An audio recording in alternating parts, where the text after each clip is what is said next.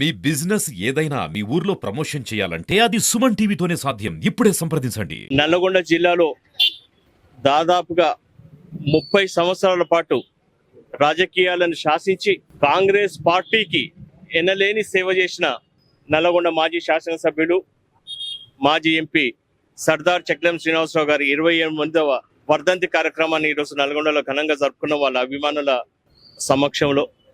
మరి ఈ రోజు నాడు నల్లగొండ జిల్లాలో కాంగ్రెస్ పార్టీ అత్యున్నతమైన పరిస్థితిలో ఉంది అని చెప్పుకోవడానికి ఆ రోజు నాడు చక్రం శ్రీనివాసరావు గారు చేసిన సేవనే ఈ రోజు నాడు నల్లగొండ జిల్లాలో కాంగ్రెస్ పార్టీ మరి బలంగా ఉంది. ఏదేమైనా ఈ రోజు నాడు పార్టీలకు అతీతంగా ఈ యొక్క కార్యక్రమాన్ని చేస్తూ ఉన్నాం. చాలా సంతోషం. ఆ రోజు నాడు ఏదైతే బడుగు బలహీన వర్గాలు మరి రాజకీయంగా ముందరికి రావాలి, వాళ్ళు అన్ని విధాలా మంచిగా ఉండాలని చెప్పేసి కోరుకొని తన జీవితాన్ని మొత్తం కూడా ధారాదత్తం చేసిరో శ్రీనివాసరావు గారు. మరి యొక్క ఈ రోజు నాడు వాటి యొక్క ఫలాన్ని అనుభవిస్తూ ఉన్నాం. ఈ రోజు నాడు బడుగు బలహీన వర్గాల రాజకీయాలలో తమకంటూ ఒక ప్రత్యేకమైన స్థానాన్ని సంపాదించుకునే దాంట్లో భాగంగా ఈ రోజు నాడు మరి చూస్తూ ఉంటే ఆ రోజు నాడు శ్రీనివాసరావు గారు చేసిన సేవ ఏదైతే ఉందో, వారి యొక్క కష్టం ఏదైతే ఉందో అది మరి దానికి తగ్గ ప్రతిఫలం వస్తుందని చెప్పేసి భావిస్తా ఉన్నాం. ఏదేమైనా శ్రీనివాసరావు గారి ఆశయాలను ఇక ముందు కూడా ముందరికి తీసుకెళ్తాం. నల్లగొండ జిల్లాలో బడుగు బలహీన వర్గాల అభ్యున్నతికి మా కుటుంబం తరఫున ఎంతైతే చేయాలో అంత ఖచ్చితంగా మేము చేస్తామని చెప్పేసి తెలియజేసుకుంటూ ఈ యొక్క కార్యక్రమంలో పార్టిసిపేట్ చేసిన, పార్టీలకు అతీతంగా పార్టిసిపేట్ చేసిన అందరికీ కూడా కృతజ్ఞతలు తెలియజేస్తా ఉన్నాం.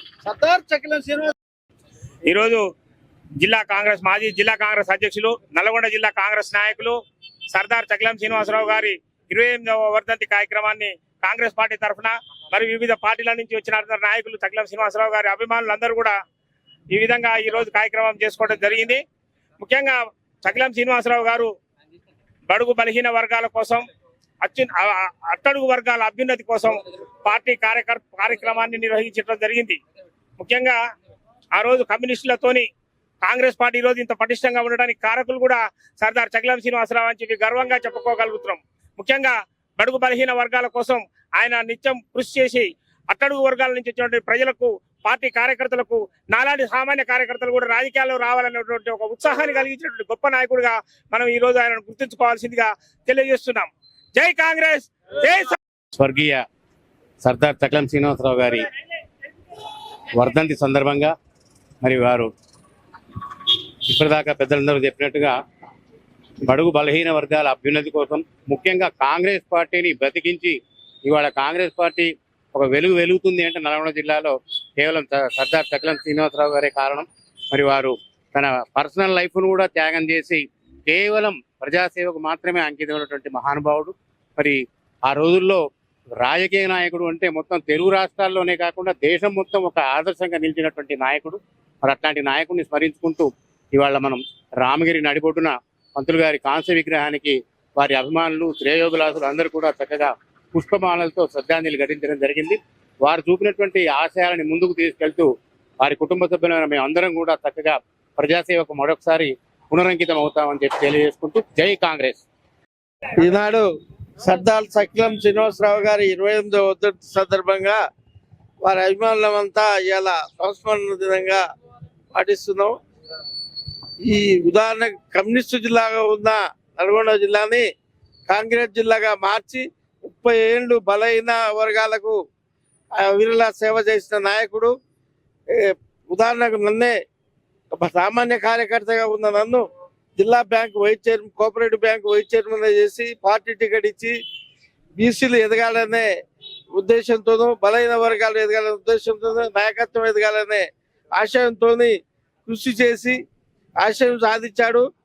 మనం కూడా వారి మార్గంలో నడవాలని కార్యకర్తలందరినీ కోరుకుంటూ సెలవు తీసుకుంటాం. శ్రీనివాసరావు గారు 25వ వర్ధంతి సందర్భంగా వారికి నివాళులు అర్పిస్తూ, శ్రీనివాసరావు గారు ఒక రాజకీయ పార్టీగా ఆలోచించకుండా ఒక సబండ కులాలకి అండగా ఉన్నటువంటి మహా వ్యక్తి. బహుశా ఇప్పుడున్న రాజకీయ పరిస్థితులను కానీ మేము అన్వయించుకున్నట్టయితే వారు చెప్పే విధానాలకి, సిద్ధాంతాలకు ఆచరించిన వ్యక్తిగా వారు నిడాంబరత్వం కానీ, పేదలకు అందుబాటులో ఉండేతనం కానీ, ఇవన్నీ తలుచుకున్నట్టయితే ఇప్పటి రాజకీయ నాయకులకి వారికి ఉన్న వ్యత్యాసం చాలా స్పష్టంగా అర్థమవుతుంది మాలాంటి వాళ్ళకి.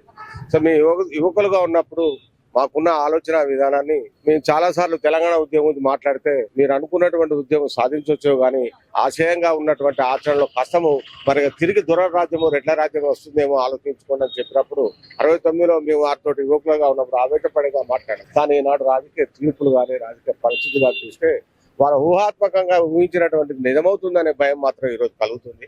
అలాంటి పెద్దలు ఇంకా ఈ భవిష్యత్తు ఇప్పుడు ఉన్నట్టయితే ఆ పరిస్థితి ఎట్టుండేది తెలియదు కానీ ఏదైనా వారి సబండ కులాల వర్గాలకి అతిథిగా ఉన్నటువంటి వారిని చిరస్థాయిగా నిలిచిపోతారని ఈ విధంగా జవహర్లాల్ అర్పిస్తున్నాం. జై తెలంగాణ.